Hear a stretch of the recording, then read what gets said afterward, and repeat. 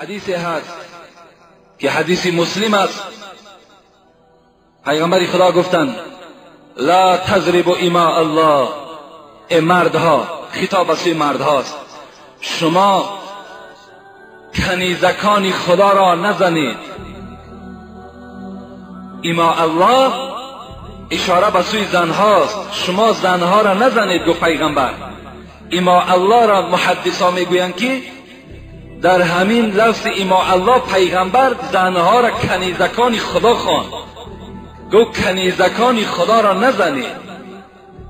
فجاء عمر رضی الله عنه الى رسول الله صلی الله علیه و سلم و قال یا رسول الله زائرنا النساء على ازواجهن فرخص فی ضربهن. دارو برای پروستات مردمگی رو با قطع کردن، فایز ایمنی رو زیاد کردن و این چنین شخصانی که گردش خونشون بزیب است میتواند گردش خون رو خوب کند، همین رو نیز نقض میکند و همچنین شخصانی که پایهایشون رگ میکشد با آنها فایده دارد و مهلت همخوابگی را نیز دراز میکند. کودک‌هایی که از پیشاب تنقیصی میکشند و تیز پیشاب میکنند، پس این مشکلی هست. با شما شفافرما سیستیت اونریوز رو توصیه میدهد که شما میتوانید این مشکلی رو حل کنید. السلام علیکم دوستان عزیز. آیا شما برای گذشتن از سرحد دشواری میکشید؟ مهلت حجت‌هایتان به آخر رسیده است. پس من برای شما خدمت رسانی شرکت نور محمد را پیشنهاد میکنم. با ماشین‌های نو و زمانوی، با باوری و اعتماد کامل، توسط رانندگان مرد و زن شما را از منزل استقامتیتان تا خط سرحد برده برای عبور مرز مساعدت می نمایند. یادآور می شویم که اگر شما از نام شبکه حاجی میرزا مراجعت نمایید، برایتان تخفیف ارائه کرده می شود. رقم ها برای تماس جمع 7 926 319 59 61. زنها را لط و کوب نکنید، اینها کنیزکان خدا هستند. مردها دیگر زنها را نزدند، زنها را نوازش میکردند. بناگاه روز حضرت عمر پیش پیغمبر خدا آمد و گفت پیغمبر خدا، این زنها از روزی که ما اینها را آداب نمیدهیم، اینها را نمیزنیم، بالای مردها دلیر شدند، مردها را دیگر گوش نمیکنند. زائرنا النساء، زائرنا به معنای دلیر شدند. فرخص رسول الله صلی الله علیه و سلم فی ضربهن. پیغمبر وقتی این شنیدن غمگین شدند، گفتند نخواد که زنها شوهرها را به حرمتی کرده باشند، نخواد که من آنها را رخصت دادم که اینها را نزنند، اینها بازم این باز مردها را به احترامی کنند. از این خاطر پیغمبر نزد عمر گفت آنها را برای آنی که آداب گیرند و شما را احترام کنند زنیدشان گفتند. لیکن چگونه زنید؟ چگونه زنید؟ واضربوهن ضربا غیر مبرح. این دیگر حدیث است، این دوام این حدیث نیست. پیغمبر گفتند واضربوهن ضربا غیر مبرح. غیر مبرح معنای این دارد که نه چندان سخته، یعنی زنها را برای آداب، برای احترام شما، اگر مبادای آنها گردن کشی کردند، آنها شما را احترام نکردند، برای آداب چنان زنید نه چندان سخته.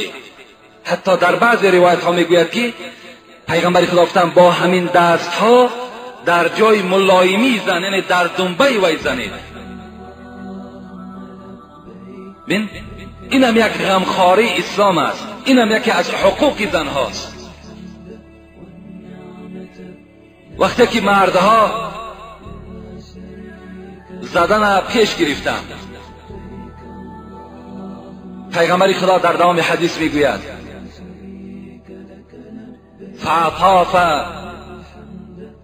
بآل محمد نساء کثیر یشکون ازواجهن. بین وقتی که مردها زدن پیشه کردن، در حال همه زنها خیستند و به خاندان پیغمبر آمدند، به خاندان زنهای پیغمبر آمدند. میگه نساء کثیر، زنهای بسیار جمع شدند. یشکون ازواجهن، آمدن شکایت از شوهرها کردند. آمدن نزد زنهای پیغمبر گفتند پیغمبر خدا رخصت داد برای زدن. امروز مردها از آن حدی که پیغمبر گفته است از او گذرانیدند. ما نزد پیغمبر بهر شکایت آمدیم. وقتی زنهای پیغمبر این شکایت زنها را به گوش پیغمبر رسانیدند، پیغمبر خدا چی گفتند؟ فقط اطاف بآل بیت محمد نساء کثیر یشکون ازواجهن لیس اولئک بخیارکم. بین پیغمبر خدا چی گفتند؟ گفتند من گوش به آواز شدم، من درکدار شدم. ای مردها، با مردها را جمع کرد پیغمبر. ای مردها گفت زنهای امت اسلام شکایت دارند که شما آنها را میزنید، از حد مقرر شده گذرانیدید. آنها تا حد آمدن که بر من شکایت کردند و گفتند پیغمبر اولئک لیس بخیارکم، کدام زنی که از شوهر خود شکایت میکند، از زدن شوهر خود شکایت کند، همون مرد گفت پیغمبر بهترین شما به حساب نمی رود. اون مرد را گفت من مرد اساسی نمی شمارم وقتی که زنی او از زدن شوهر شکایت کند. این معنای چی را دارد؟ معنای او را دارد که حقوق زنها در اسلام چی بلندی هست. پیغمبر میگوید خیرکم خیرکم لاهلی و انا خیرکم لاهلی. ای جوانهای عزیز، پیغمبر میگوید ای مردهای عزیز، پیغمبر به ما و شما مراجعت دارد. خیرکم خیرکم لاهلی، بهترین شما کسی هست که با زنهای خود معامله نیک دارد. و انا خیرکم لاهلی، من با زنهای خود معامله خوب دارم. زنهای من از من راضی هستند، زنهای من دوست می‌دارند. باید شما هم گفت پیغمبر کار کنید که بهترین مرد باشید، با زنهای خود معامله خوب داشته باشید. این است حقوق زنها. باید که هر یک مرد حقوق زنها را پایمال نکند. آن چیزی که خدا که از آیتها برای شما خواندم و آن حدیث هایی که برای شما شنوانیدم، باید که با این حقوق های زنها ما و شما عمل کننده باشیم. باید سخن خدا و سخن پیغمبر خدا در نزد ما و شما قدر داشته باشد، قیمت داشته باشد. حتی پیغمبر میگوید النساء شقائق الرجال، این زنهایی که شما در نکاح خود دارید فراموش نکنید که اینها پاره از شما هستند. یعنی اینها را خداوند از مرد آفرید. حتی حدیثی هست که پیغمبر میگوید استوصوا بالنساء خیرا، همه شما را ای مردها نصیحت میکنم اینکه با زنها نیکویی کنید.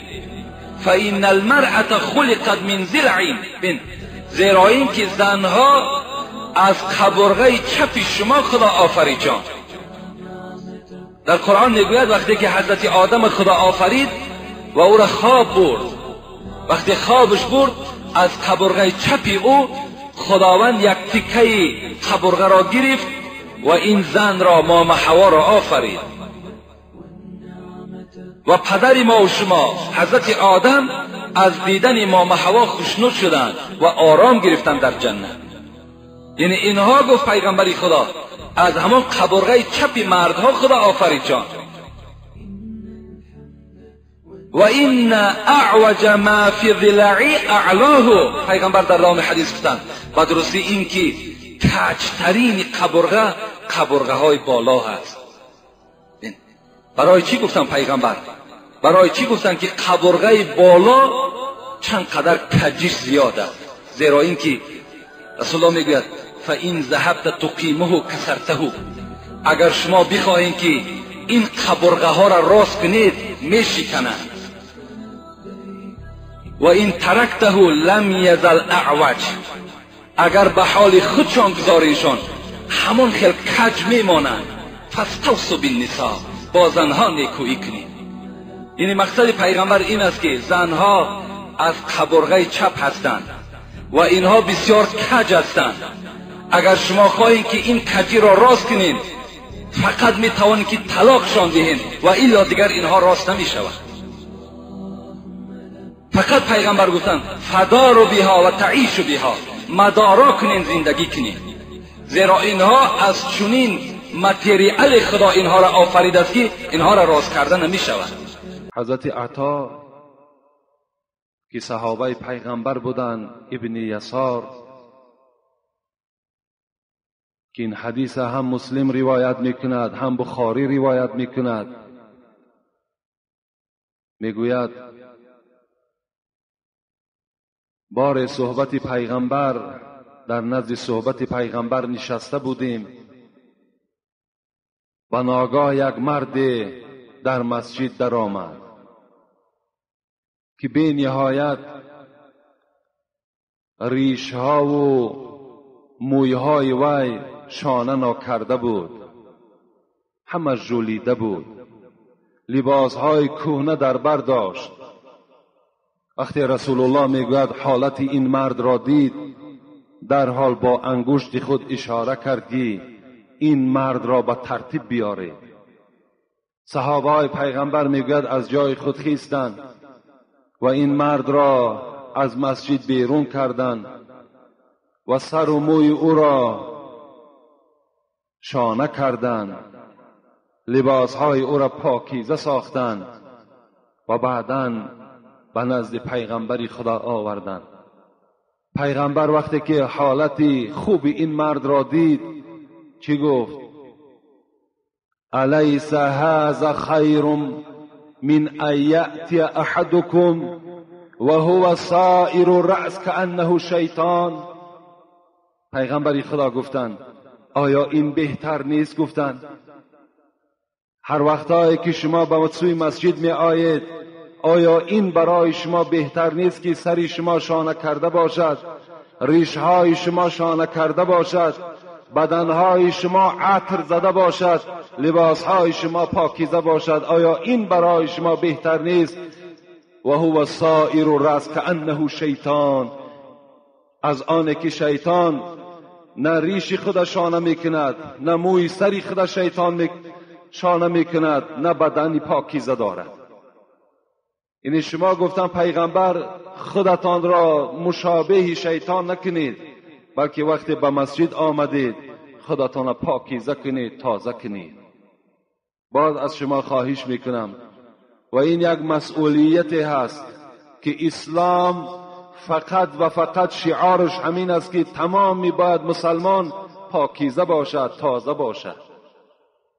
وقتی شما اراده به سوی مسجد میکنید یقین دانین که روز جمعه در فضل و در برکات و در قدر بهتر است از روز عید قربان و از عید رمضان. چگونه که شما در روز عید قربان و عید رمضان چی خودتان را زیبا میکنید، تازه میکنید، منتظر این روز نماز عید میشوید، یقین دانین که در فضل و در اجر نماز جمعه از اونها بهتر است. برای همین برای روز جمعه شما بهترین لباس در بر کنین، بدنهای خود عطر زنین، بدنهای خود با صابون شوید، هر چیزی که زیادی که در بدن شماست تازه کنید، دور کنید و بعدا به نماز جمعه آیید. انشاءالله در این تازه کردن بدن خودتان شما در نزد خداوند اجر شما مثل آن است که گناههای شما را خداوند میبخشد، به سبب آنه که شما بدنهای خودتان پاکیزه میکنین، تازه میکنین. حتی نظر کنین پیش از جمعه آمدن با بعضی از برادرها وقتی در یک طبق می نشینی ناخونهای او را تماشا میکنی، باور که به آدم مسلمان مانند نیست. در این اسلام عیب ندارد. اسلام به ذات خود ندارد عیبه، هر عیبی که هست در مسلمانی ماست. اسلام میگوید ناخن پاکیزه کن، تازه کن هر روز جمعه. و ناخنها تا نظر کنید که در کدام احوال است. چگونه در پهلو یک برادر می نشینی، دست در طبق دراز میکنی وقتی از برادر تازه است، از تو چرکین است. اینا وظیفه های شما هستند. در اسلام دور نمی رویم. کتاب شرح الوقایه، شرح مختصر، بین چی میگوید. دانشمندهای ما و شما، فقهای ما و شما میگوید وقتی که اگر پای شما، یعنی همین پایی که دارید، اگر کف پای شما کفیدگی باشد، یعنی از حساب خواجگی داریتان، از حسابی که مهنت میکنید شما، اگر کفیدگی باشد، شما برای آنی که طبیعت برادری تو خیره نشود و آن کسی که از پس تو نماز میخواند و به کف پای تو نظر میکند و طبیعت او خیره میشود، شما دربر جورب پوشین. جورب دربر کنین که تا که انسانی که از پس شما نماز میخواند پایهای کفیده ای تو را نبیند. اسلام اینقدر برای ما و شما توصیه و برنامه های بهترین داده است که طبیعت ما و شما از حساب برادرمان، از چرک دست او، از ناخون او، از پای او باید خیره نشود. در پهلو یک برادر که نشستی، از بوی خوش او باید که راحت کنی، نه عذاب بکشی.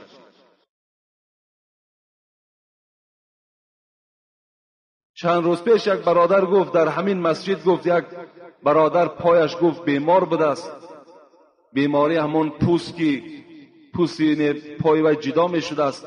در همون بالای جای نماز، در همون جایی که نماز میخواند، در بالای همون جای نماز میگوید به دستش خاریده و پوست های همون پاش در بالای هم جای نماز میپرداید. تصور کنید که از قسم عصر یا از قسم شام یک کس در اونجا باز پیشانی را میماند سجده میکند. آیا همین پاکیزگی است؟ آیا همین برادری است؟ شاعر میگوید آدمیت چیست؟ همین آدم چی است؟ آدمیت چیست؟ خود را دور از شر داشتن، خیرخواه خلق بودن، نفس بیزر داشتن.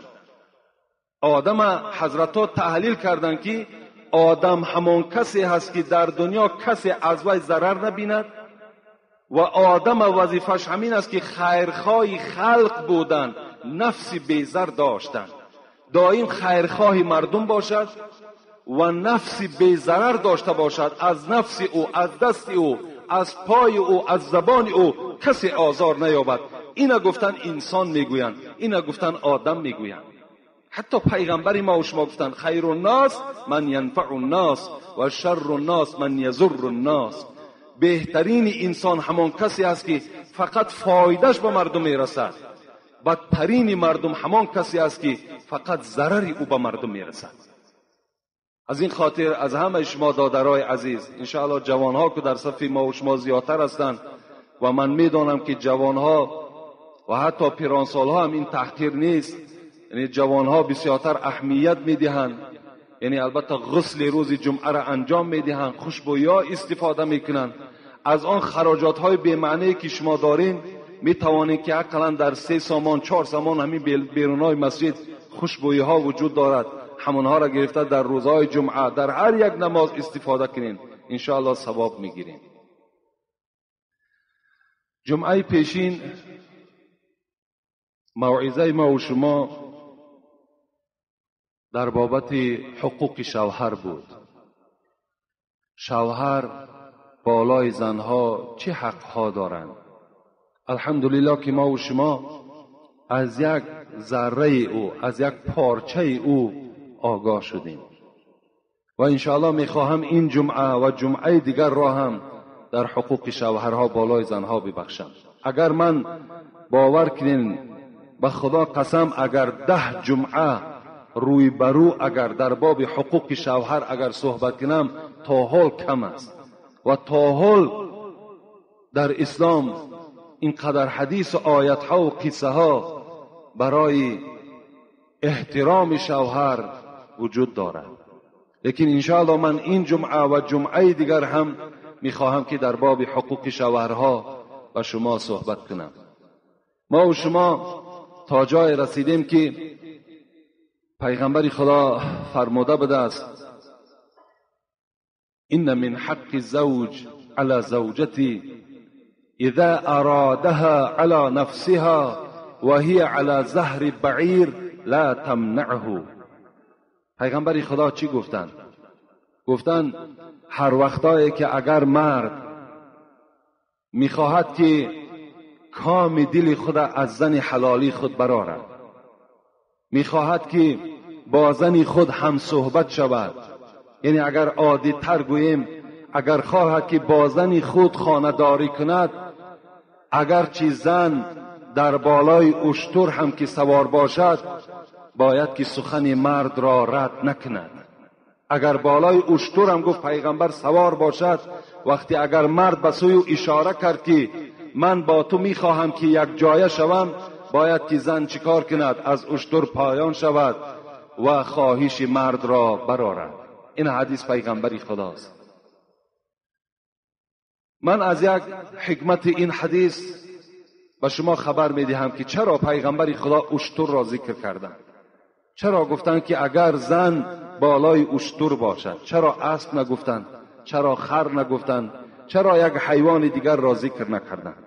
اولا حیوانی که برای زنها سواره خوب بود در اون دوره ها این اشتر بود که سوار شدن او برای زنها هیچ ضللی نداشت و هیچ یعنی حرکت های تیز هم نداشتند و زنها بالای اشتر سوار شدن در طاقت داشتند. و دوم حکمت شمین است که برای اشتر سوار شدن به نهایت کار زیاد در کار، یعنی برای اشتر را پس کردن، سوار شدن و باز اشتر را پس کرده و باز پایان شدن، اینجا مشقت زیاد طلب میکنه. از این خاطر پیغمبر گفتن همه این مشقت را زن باید که تحمل کند، باید پسی سر کند و باید پایان شود و باید حق شوهر را ادا کند.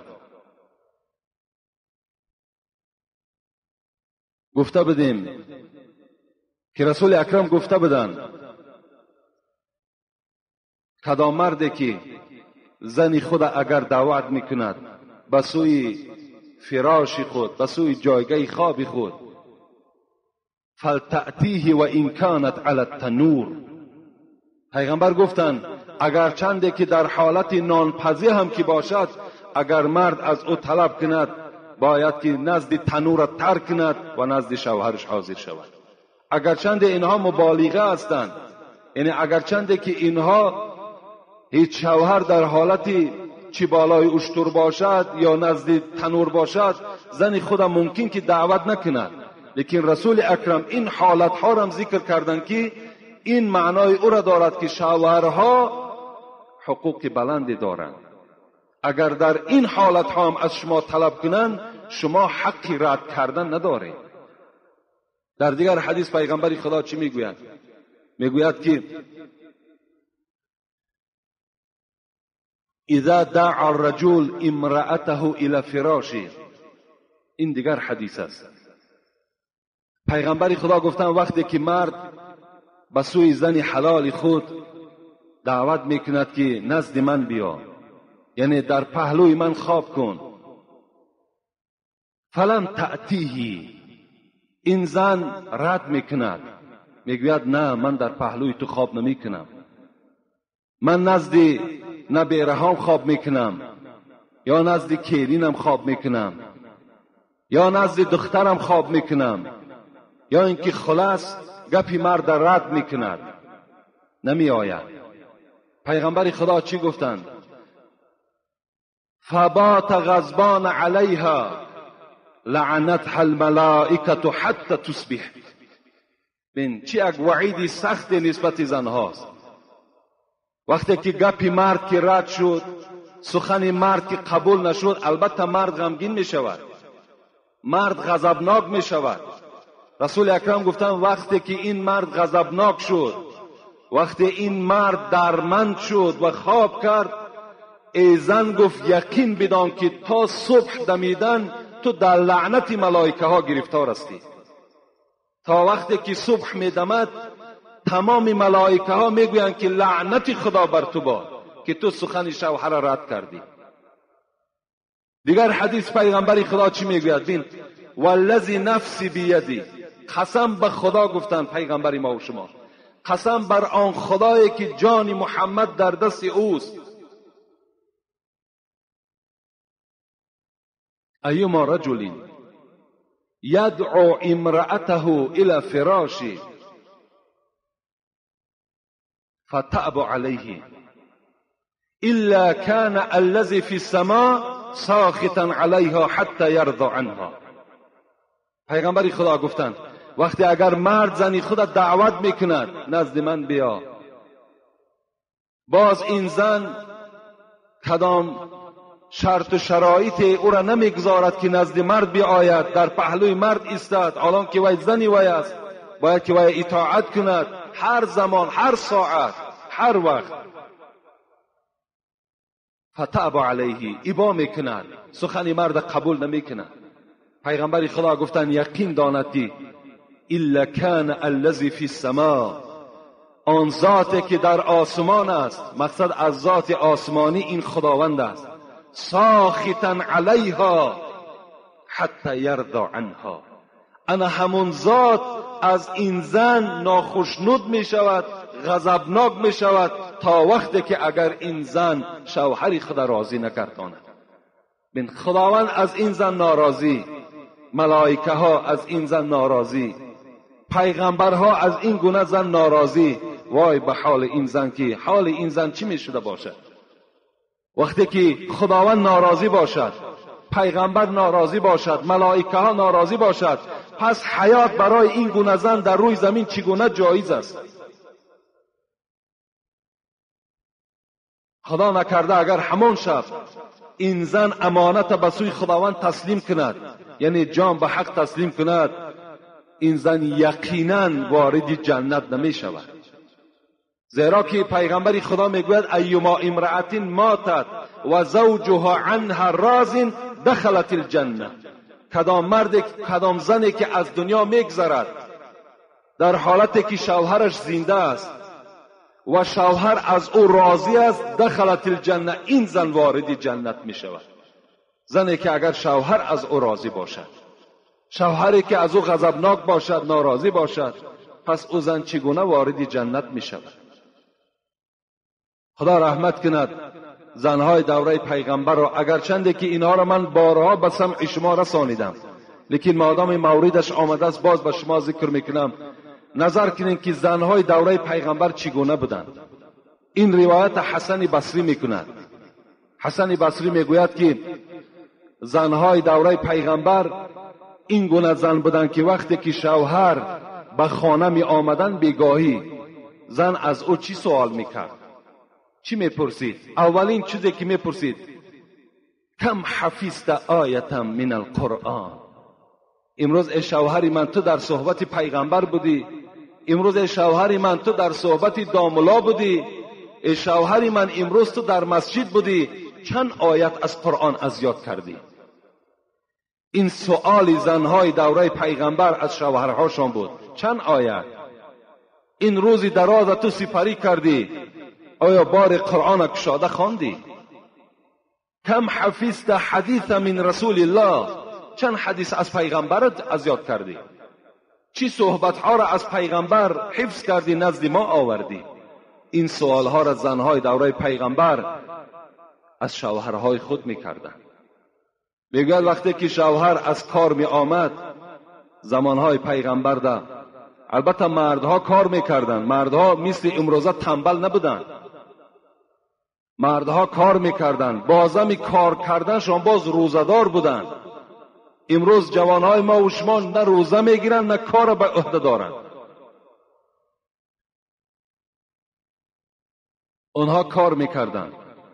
وقتی میگوید که از کار میگشته می آمدن بیگاهی، چی زنهای مبارک بودند، چی زنهای خدا ترس بودند، زنهایی بودند که اونها خواستگار جنت بودند، میدانستند که ریزاگی شوهر این ریزاگی خداست.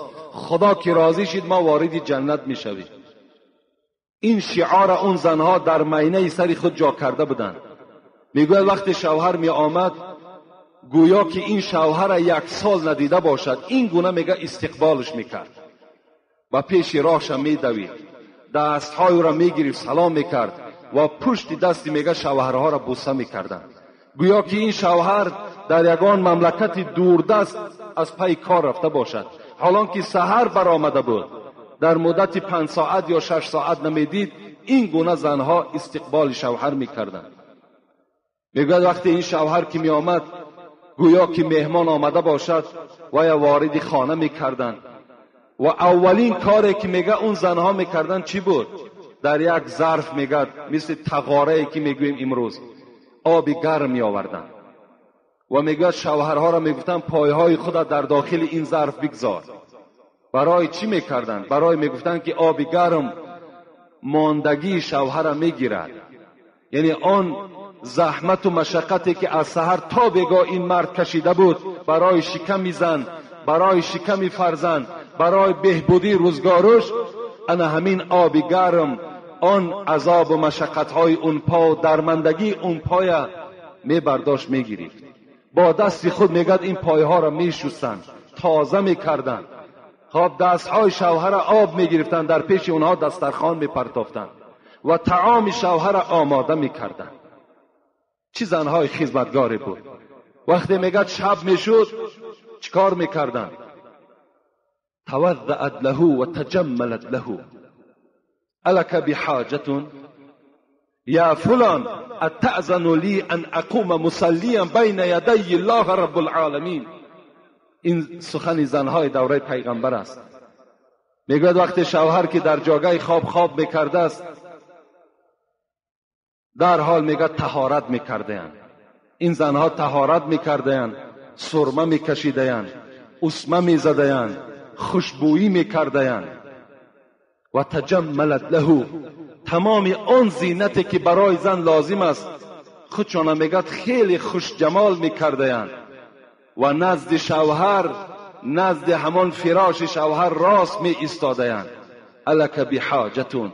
ای شوهر عزیز، ای شوهری که احترام تو معنای آن را دارد که من فردا سزاوار جنت می شوم، آیا بر من حاجت داری یا نه؟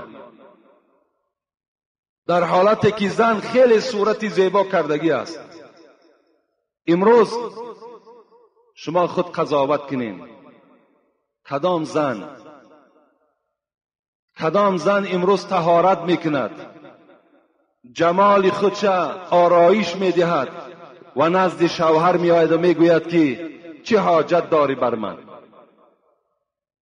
آنها امروز زنهای ما و شما جمال میکنند، عطر میزنند، اسمه میکشند، سرمه میکشند، تمام لباس بهترین میپوشند، لیکن بازار میروند برای شوهر نه.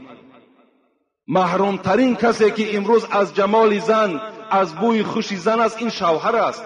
اصلا بوی خوش زن نمیبینند. جمال زن هیچگاه آنها مشاهده کرده نمیتوانند. فقط آنها وقتی اگر خانه آچه‌شان بروند یا خانه پدرشان روند یا بازار روند یا توی روند، انا جمال تماشا کن.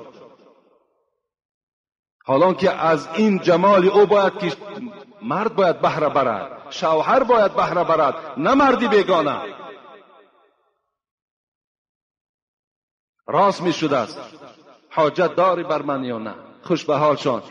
به خدا قسم آنها همه وارد جنت شدگی هستند. کدام زنی که اگر خواهد این کار مشکل نیست، این اون قدر کاری نیست، با کرسکه و با رنگ بار رخسارت تو زینت نته، بلکه تو هر روز به طهارت باش. به خدا قسم بهترین کرسکه این آب طهارت است. تون آب طهارت قطعی چهرت زیبا کرده میتوانی. در چهره تو چنان نور پیدا می شود که همه این خیمیکت هایی که هستند اینها عاجز می آیند.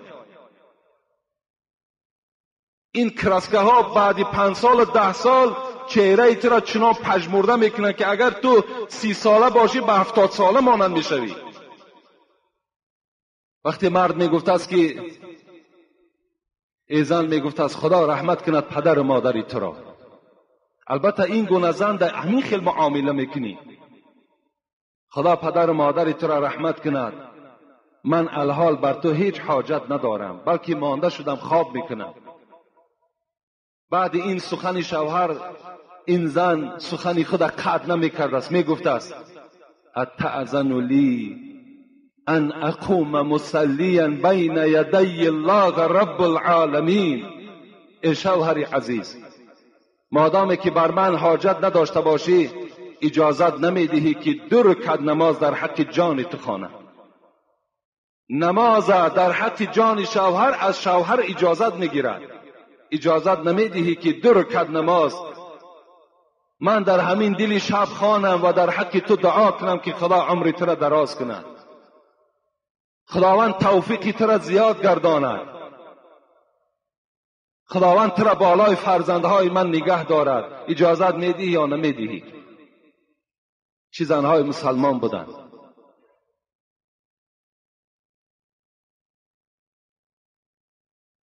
اونها میدانستند که این معامله فردا به نهایت مکافات کلان دارد. زن نزد پیغمبر آمد، ای پیغمبری خدا، میخواهم که شوهر کنم، چی اجازت میدهی؟ چی خدمت کنم؟ آیا وظیفه های شوهر چی است؟ رسول اکرم چی گفتن؟ لو کان من فرقه الى قدمه صدید فالحسته المرأة ما عدت شکره. پیغمبری خدا گفتن، ای خواهر، گفتن شوهر میکنی؟ گفت بله شوهر میکنم. گفتن حق شوهر این است که اگر از تار سر شوهر تا کف پای شوهر اگر زرداب باشد یا خون باشد، اگر تو زبان خود براری، فالحسته، اگر پاکیزه بدن همین شوهر، تا حال شکرانه شوهر به جا آوردی، تا حال تو شکر شوهر به جا آوردگی نیستی، اگر چند همین عمل قبیح را، همین عمل دشوار را تو اگر به عهده گیری و اگر انجام دهی. این گونه بدن زنها.